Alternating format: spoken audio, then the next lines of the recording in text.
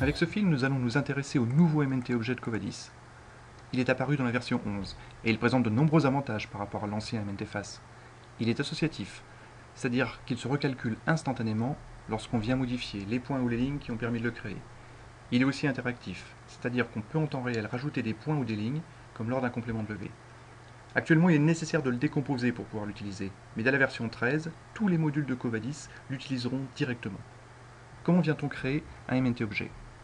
On peut d'une part transformer un ancien MNT constitué de triangles. Pour ça, on va utiliser la commande Covadis 3D, MNT Objet, calque des faces 3D d'un MNT. On choisit le calque des triangles, le calque et la couleur de représentation du MNT Objet, et on obtient un MNT Objet. On peut aussi transformer en un clic un ensemble d'objets visibles à l'écran. Pour ça, on utilise la commande Covadis 3D, MNT Objet, objet visible d'un MNT. On peut aussi et surtout utiliser un assistant d'aide à la création. On retrouve de nombreux assistants d'aide à la création dans tous les modules Covadis, que ce soit les plateformes, les métraits ou l'aide à la création de profils intravertibles. Le but des assistants est de prendre en main l'utilisateur pour lui faciliter le travail. Dans la première étape, on va définir les données à utiliser. Il est très important de noter que pour créer un MNT objet, on peut utiliser soit des points AutoCAD, soit des points topo Covadis, soit des lignes et des polylignes, même si elles ne sont pas immatriculées, comme des courbes de niveau par exemple. On va indiquer si ces données sont dans le dessin courant, ce qui est le cas ici, dans un autre fichier de dessin, en référence externe, ou dans un fichier de points. On va choisir les objets ponctuels, soit par calque, soit manuellement, puis les objets linéaires, par calque ou manuellement. Il est possible de travailler sur l'ensemble du dessin ou de définir un contour de travail. Covadis nous indique alors l'altitude mini et maxi du fichier, ce qui nous permet de filtrer les points aberrants Z ou de supprimer les points d'altitude nulle.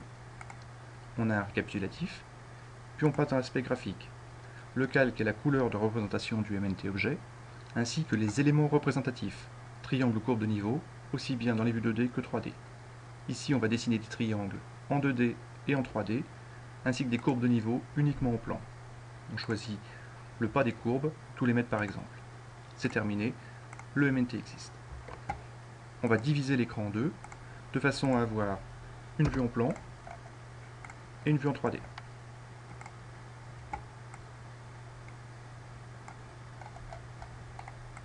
On lance un ombrage. On s'aperçoit, avec les courbes de niveau en plan et un pic en 3D, qu'on a un point faux. Il suffit de modifier, ou tout simplement de supprimer le point, pour que le modèle se recalcule instantanément. Il est possible aussi de rajouter des objets.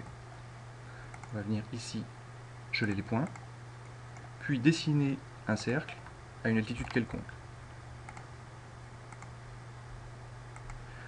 On vient cliquer sur le modèle, et en menu contextuel, on vient rajouter le cercle avec la commande « Ajouter des objets ».